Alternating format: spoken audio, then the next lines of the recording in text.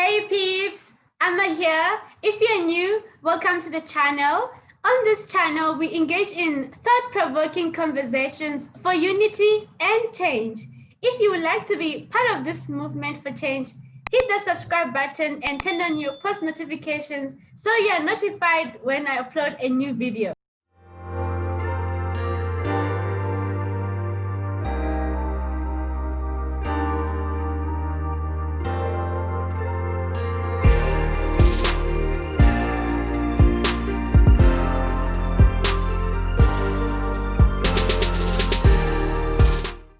Today we are joined by Precious Sipuka, who just completed her PhD in higher education. She's also currently working in government. Thank you so much, Precious, for creating the time for today's conversation on the link between poverty and education. Thank you for the invitation. Precious, I'm sure you'll agree with me that a number of students graduate from tertiary institutions and still struggling to find employment, and which is a recipe for poverty. They say that education has the power, or the potential rather, to eradicate poverty, but it seems as if a number of graduates are still entrenched in poverty. Why do you think this is the case? Well, I think there are different facets to graduates not being able to get jobs. On one hand, it is systemic issue where, as a country, we don't have a lot of opportunities, for graduates to, actually find jobs and try to use the skills and knowledge that they have gained in higher education, whether it's in universities or TVET colleges or community colleges. And on one hand, it is perhaps some of the maybe disciplines or career choices that young people make. I always say that it is very important to start from a young age in understanding who you are as a person. Self-knowledge is very important. Knowing your strengths is very important. Knowing your weaknesses is very important. But also knowing what the country needs in terms of skills, in terms of knowledge, is very important. So sometimes we often start off too late in realizing that we need to have this information. When you get to university, you already applied, you're already in the university space, then you realize, but I don't like this, this is not me. So sometimes you end up, completing a degree that you're not really happy with, and you don't actually know how to use it. In terms of how to proactively use it, even if they're not jobs, but knowing the ways in which your university can actually work for you, your degree can actually work for you. So I always say that from as early as, grade 8, you need to start engaging in activities that can assist you in choosing the right career. And not to say that a person who only have one career in their lifetime. Current research actually shows that on average, a person has, has about 3 to 4 careers, over their lifetime. Because, the environment is evolving so quickly, So this means that different skills are required than, were required, for instance, 5 years ago or even 10 years ago. So it's about also being in tune with what the current environment needs. For instance, do we actually know what companies right now need in terms of what kind of people they need, what kind of degrees they need? So that's some of the information that we need to engage in from a very young age, from the period where you're choosing your subjects at school. You're choosing your subjects for grade 10, for grade 11, for grade 12. You need to already be thinking about what kind of career do I want to go into? Is it the science what kind of subjects do I need to choose, while in high school? Is it the humanities? What kind of subjects will enable me to fit in easily and actually thrive in that environment? So it's a multifaceted and very complex, question, because it's not only one thing that's going to lead to your career success. True. But it's about you understanding the complexity, of a career, but also the complexity of the South African context in terms of employment, in terms of the skills that are needed, in terms of the opportunities that are there. Yeah. So those things must be able to guide you in terms of which way would better work for who you are as a person internally, intrinsically, your predispositions, your strengths, your weaknesses, but also matching that with what is required out there. Yeah. So in other words, one needs to be very clued up of the current context of the country, of the continent, even of the world, right? So like now in the fourth industrial revolution, so you're now saying one needs to take that into consideration when choosing their career choices. Exactly. So for instance, for us, we're talking about, the fourth industrial revolution as something that's, going to happen. It's already here. Yeah. And the thing is, it's actually even going into the fifth industrial revolution. But because cognitively we're still stuck, in terms of, the fourth industrial revolution, because we're not yet there as a country. We're not yet there intellectually as well. We're thinking it's something that's going to come, in a few years' time. And that should guide you. So you're saying, what is exactly the fourth industrial revolution? Do people actually understand what that is? Yeah. And more importantly, what are the skills that are needed for us to be in that fourth industrial revolution, but more to go further than the fourth industrial revolution. Most people have smartphones, and maybe I'm being stereotypical, but I think a lot of young people do have smartphones. Yeah. And we do have information on hand. On your fingertips. The question is, what do we use those smartphones for? Do we use them to enable our lives in terms of, looking for information? Google is there, it's as simple as that. And I know it's not easy, data issues come in, but when you have the data at that point, what do you do with it? What do you do with it? As a young person, what do you do with it? Do you use it for, and I'm not saying you should only use it for information's sake. Yes, you do need your, to lay down and, just social media. Social media, knowing what's in the world, but is it helping you to get to where you want to be? Absolutely. Okay, Precious, my second question, but I think you've kind of answered it. Our second question was, in what way does program choices contribute to a disjointment between education and success? Look, I think fundamentally the issue is this.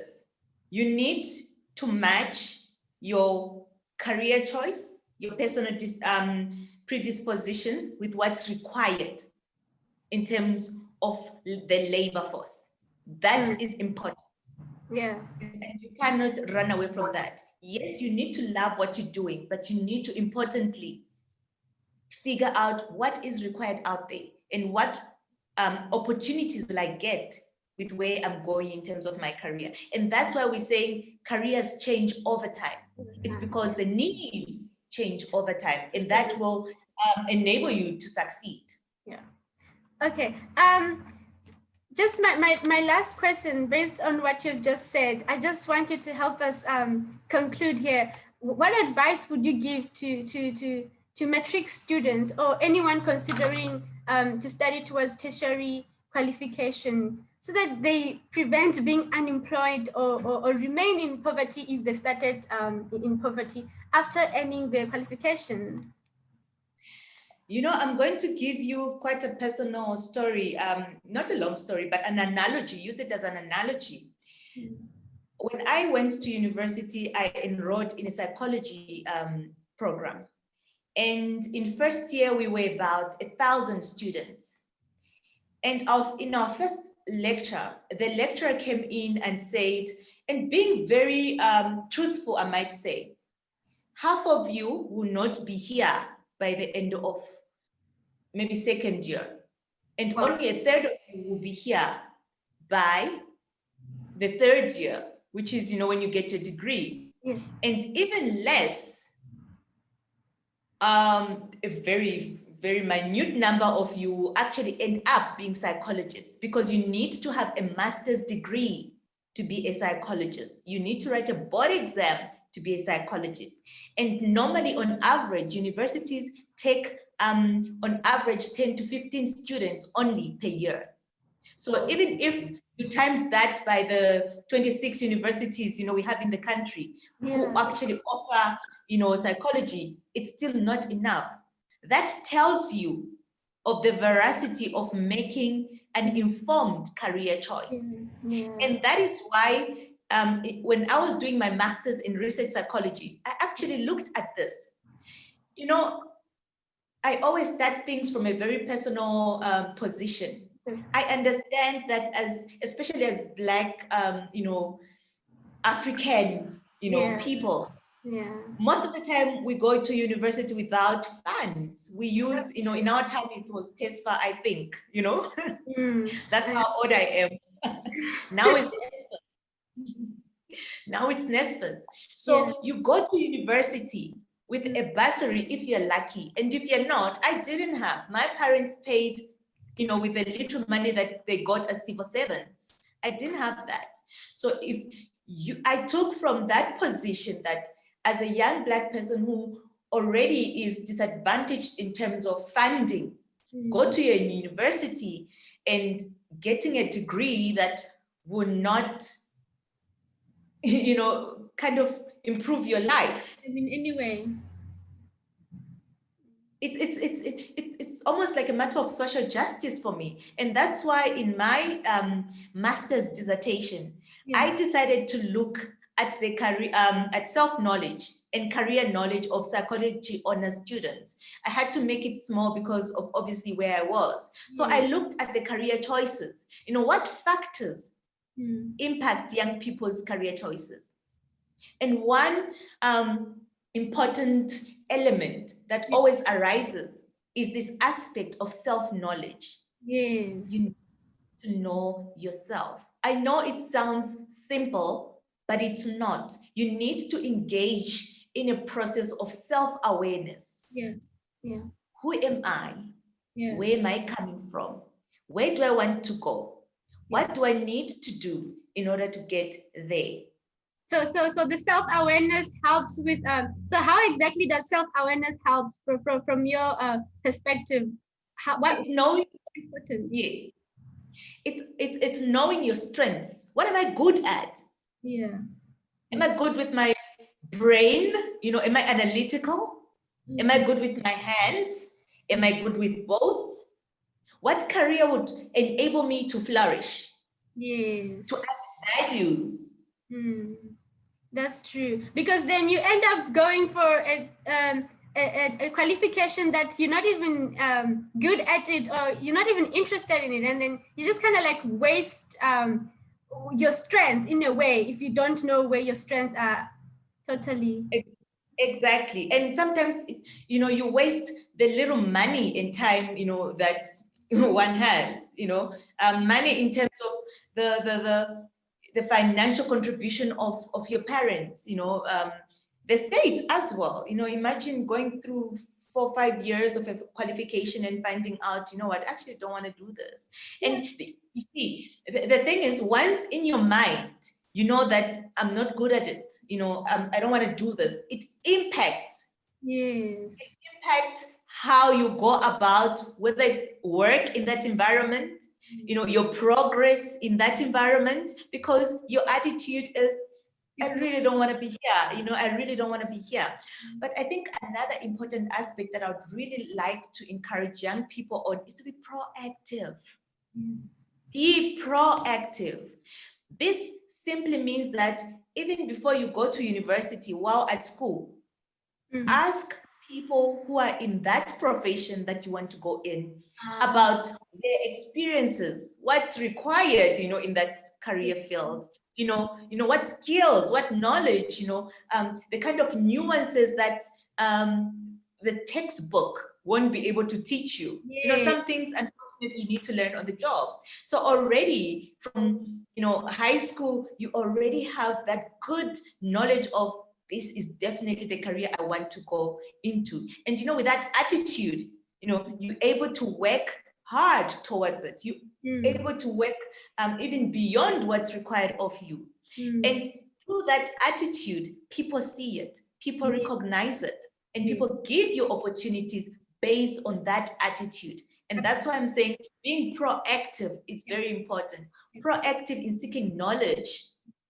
Yeah, totally. And so I believe also if you're aware of yourself and you are passionate about something, I believe once you have a qualification, let's say maybe there's not even employment, you can even be self-employed because it's you create something because you see you're passionate about it, you know what needs to be done. It's easy for you to start something. And we're not saying that it will be easy, but because the passion drives you, you'll be able to engage with people who may open doors for you, who may mentor you, who may back you up, because they see that the passion we're talking about, they see that, what, you really, really want to do this. And secondly, I guess, again, from a very personal point, when I went into psychology, I knew from second year already that I wanted to major in research psychology. And do you know what I did? What I did is every opportunity that I got, I talked to lecturers, because, lecturers normally have these research projects that they engage in. I was like, what are you doing? What can I do? Field work. I mean, in December when people were having, fun, I was, in town with papers, doing data collection and, field work, going from one place to the next. It's because I knew what it would take for me to be eventually, accepted into the master's program. Yes. Wow. Wow, that's inspiring. Wow. I really hope graduates and students see this conversation. Thank you so much, Precious, for creating the time for this vital conversation. It's really, really important. And I really appreciate your time for coming through. No, thank you very much for the invitation. Anything for young people. Oh, that's really nice. Thank you so much. If you have enjoyed this video, please don't forget to give it a thumbs up. If you have any thoughts about today's conversation, please leave a comment below. Until we see each other again next week Saturday. Take care and bye.